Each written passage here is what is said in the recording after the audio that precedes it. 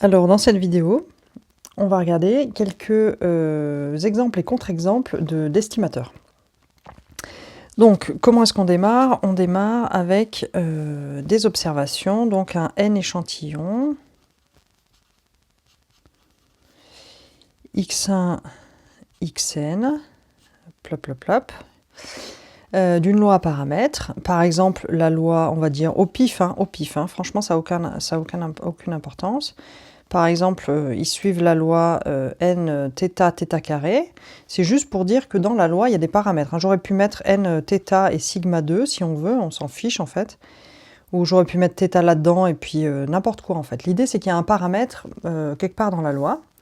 Et donc on sait que ça c'est un n échantillon, ça veut dire que les xi, x1, xn, etc., ils sont indépendants et de même loi.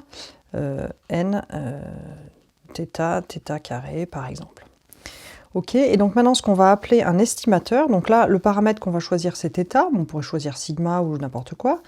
Un estimateur, la définition, la voilà.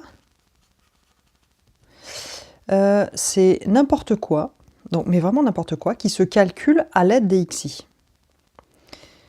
Donc c'est quelque chose calculable avec les xi. Autrement dit, que l'on peut évaluer numériquement si on connaît les nombres x1 jusqu'à xn. Ok? Donc, calculable numériquement si on connaît les nombres x1 jusqu'à xn.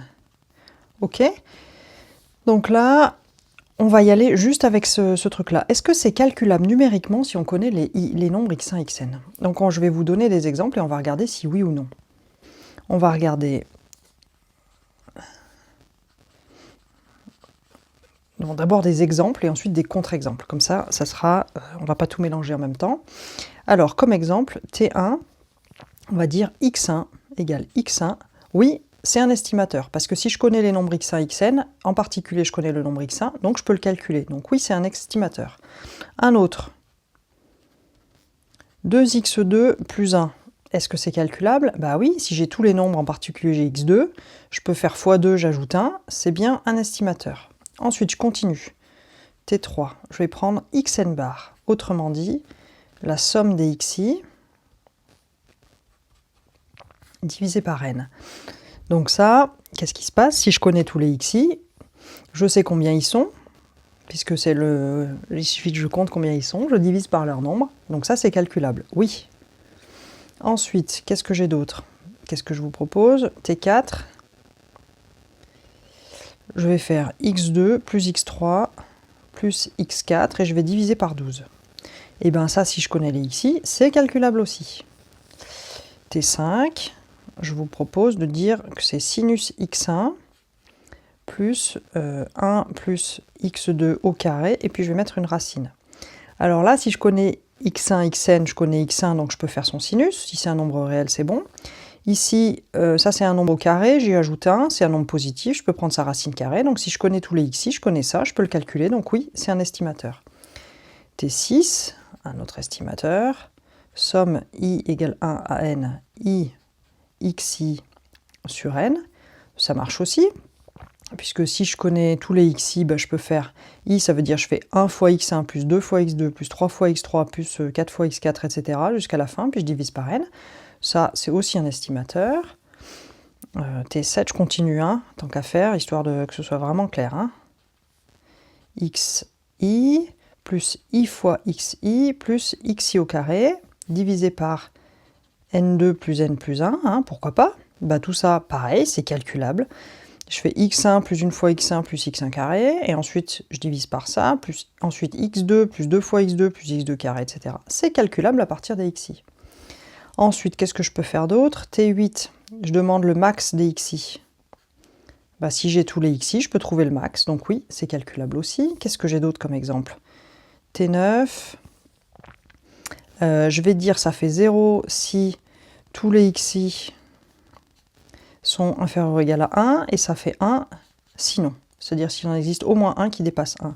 Bah là, si je les connais tous, je peux à chaque fois répondre à la question. Est-ce qu'ils sont tous plus petits que 1? Ça fait 0, bah sinon, ça fait 1. Donc oui, celui-là, c'est aussi un estimateur calculable. Ok, vous avez compris? Vous avez compris le truc que c'est facile à comprendre? Vous voyez ce qui est simple en fait ici là-dedans? Ce qui est simple, c'est il suffit de répondre à cette question. Est-ce que c'est quelque chose qui est numériquement calculable si on connaît les nombres x1, xn? Si la réponse est oui, c'est-à-dire si on vous donne des valeurs et que vous pouvez faire le calcul jusqu'au bout, il ne vous reste plus de paramètres, plus rien, vous pouvez tout calculer, oui, c'est un estimateur. Ce que vous pouvez remarquer, c'est que éventuellement, les estimateurs n'ont juste rien à voir avec la choucroute. Clairement, il y en a certains, là, si on les prend comme estimateurs de θ, mais juste rien à voir, hein.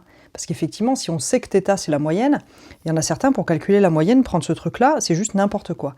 Mais on s'en fiche, en fait. Être un estimateur, ça veut juste dire être une formule calculable avec les xi. Ensuite, plus tard, on ira voir qu'est-ce que c'est être un bon estimateur. Mais être un estimateur, eh ben, c'est possible si on est un estimateur pourri. La question, c'est juste, est-ce qu'on est calculable avec les xi dès qu'on les connaît? C'est juste ça. Ok? Donc, pour enfoncer un peu le clou, on va aller regarder des contre-exemples. De trucs où c'est non, la réponse à la question. Donc, je suis toujours dans le même cas, hein, avec toujours mes xi, et toujours les mêmes. Donc là, je vais prendre un autre t, je vais l'appeler, j'étais à t9, donc on va dire t10. Je vais dire θ. Bon, bah, si on me donne tous les xi, θ c'est mon inconnu, donc clairement c'est pas un estimateur ça. Ensuite je vais donner t11, un autre estimateur, je vais dire que c'est x1 plus θ. Bon bah là si je connais tous les xi, je connais x1, c'est cool. Par contre θ ça reste mon inconnu, donc là je vais pas pouvoir calculer, il me restera encore du θ. Donc non, c'est pas un estimateur. Ensuite t8, je vais dire que c'est θ fois x1 plus x3. Même argument, là je peux calculer, par contre j'ai encore du θ, donc ça marche pas. Vous voyez le truc? T9, non c'était, pardon, je me suis emmêlé dans ma numérotation, T13, xn bar, moins racine de θ carré plus 1. Et ben, ça je peux calculer, mais ça il y a encore du θ, je peux pas, c'est inconnu en fait, je peux pas aller au bout du calcul. Ok, donc la question c'est puis-je aller au bout du calcul avec si on me donne une calculette et si on me donne les xi. Donc là c'est non. Donc ici θ c'est mon inconnu, c'est pas calculable et avec ça, du coup, toutes ces choses-là ne sont pas des estimateurs de θ. Ok, j'espère qu'avec tout ça c'est un petit peu plus clair. Dites-moi ce que vous en pensez dans les commentaires et puis si ça vous convient, un petit like. Allez, bonne journée.